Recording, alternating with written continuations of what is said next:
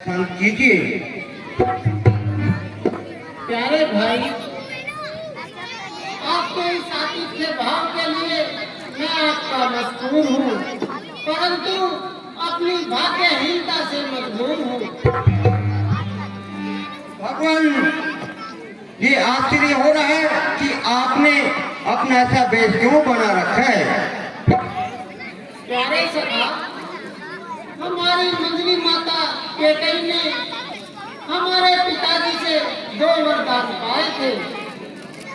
एक दिन मौका पाकर उन्होंने वो वरदान हमारे पिता से मांग लिए, जिनमें हमारे छोटे भाई भरत के लिए राज्य और मेरे लिए 14 वर्षों का वनवास मांगा। हम पिता की आज्ञा मानकर ही वन को आए हैं।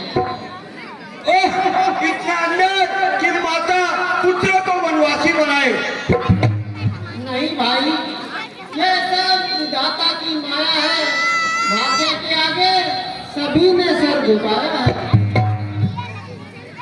तो भगवान, आप कुछ चिंता न कीजिए और मेरे योग्य कोई सेवा हो तो बताइए। नहीं, आपको कष्ट करने की कोई आवश्यकता नहीं। हमें यहाँ हर प्रकार की सुविधा है। तुम जाओ और जाकर अपना राज्यकार्य संभालो। भगवान जी तो नहीं चाहता, परंतु आपकी आज्ञा है तो जाना ही पड़ेगा।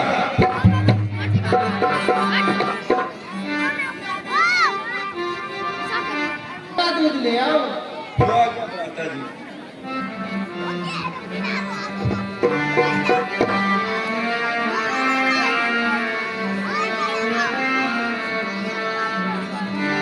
बड़का दूध क्या जटा बनाई जाएगी? क्या ताज पहनने वाले शीशों पर मुझे वाली जटा पहनाई जाएगी? मैं ये क्या देख रहा हूँ भगवान? कहाँ पृथ्वी पर शोभा, कहाँ वे उच्च सिंहासन, कहाँ वे मखमली गद्दे, कहाँ वे धूल के आसन।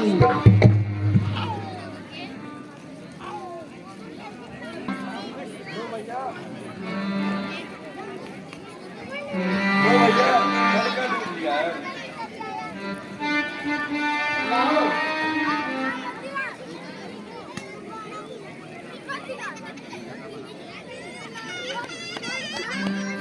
Hey.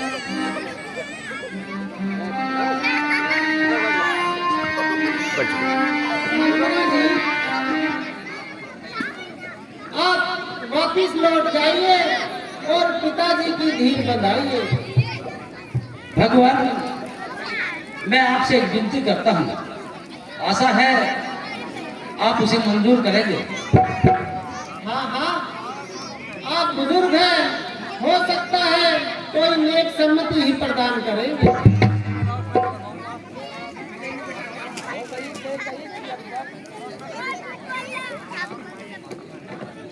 हो गई की आज्ञा पूरी, वन में आप विराज चुके।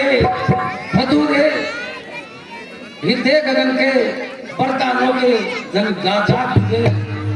अब चलिए महलों को चलिए, जनता जीवित हो जाएगी। मैं अपने राजा को अपने हाथों से मुकुट पहनाएगी। सुमंत जी, आप जानते हैं कि सूरवीर संकट से नहीं घबराते हैं। वे विपत्ति आने पर भी उसका डटकर मुकाबला करते हैं। मंत्री बूढ़े मंत्री, यदि हमको आप चाहते हैं तो हम उस चाहत के नाते तुमसे बस यही मांगते हैं, जितनी जल्दी जा सकते हो उतनी जल्दी घर जाओ तुम।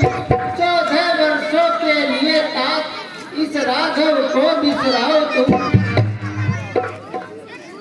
अच्छा महाराज, ऐसा ही सही, पर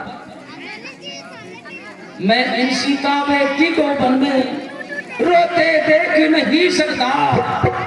पत्थर और कुशाओं पर मैं सोते देख नहीं सकता।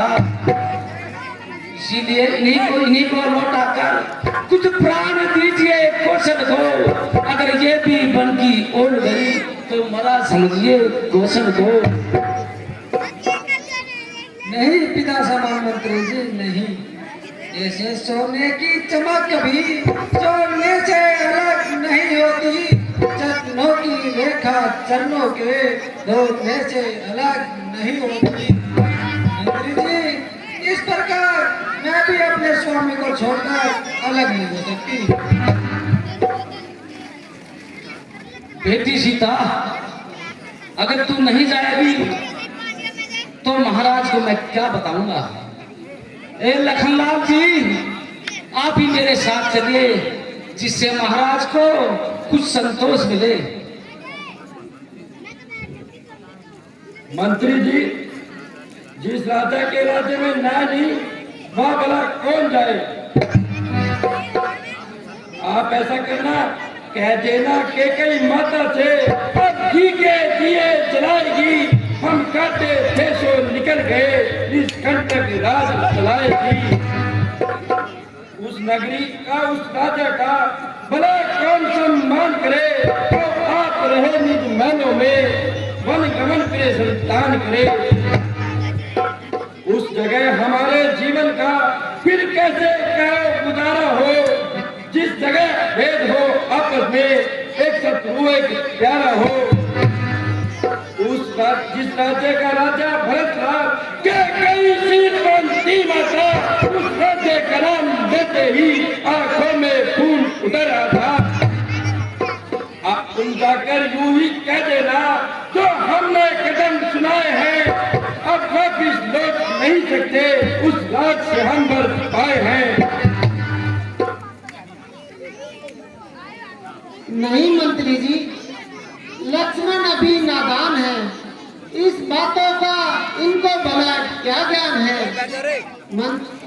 दिल की तख्ती पर छोटे के वचनों को मत लिख लेना तुम, सौगंध तुम्हें है वहां पहुंच केवल इतना कह देना तुम। माता दे आशीर्वाद हमें, हम कुशल सहित घर आएंगे, जब 14 वर्ष होंगे पूरे, तब दर्शन उनके पाएंगे। धिक्कार, ए भाग्य सुमन धिक्कार, तुम्हें लाख बार धिक्कार।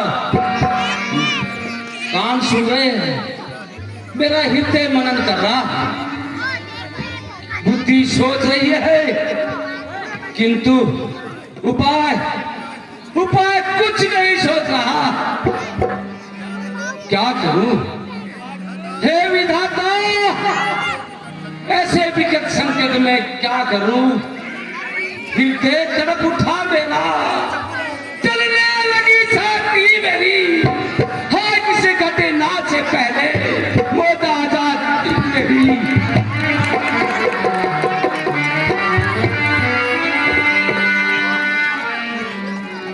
भैया लक्ष्मण, सुमंत जी मूर्छित हो गए हैं, अब हमें इनको इसी प्रकार छोड़कर यहाँ से तुरंत चलना चाहिए।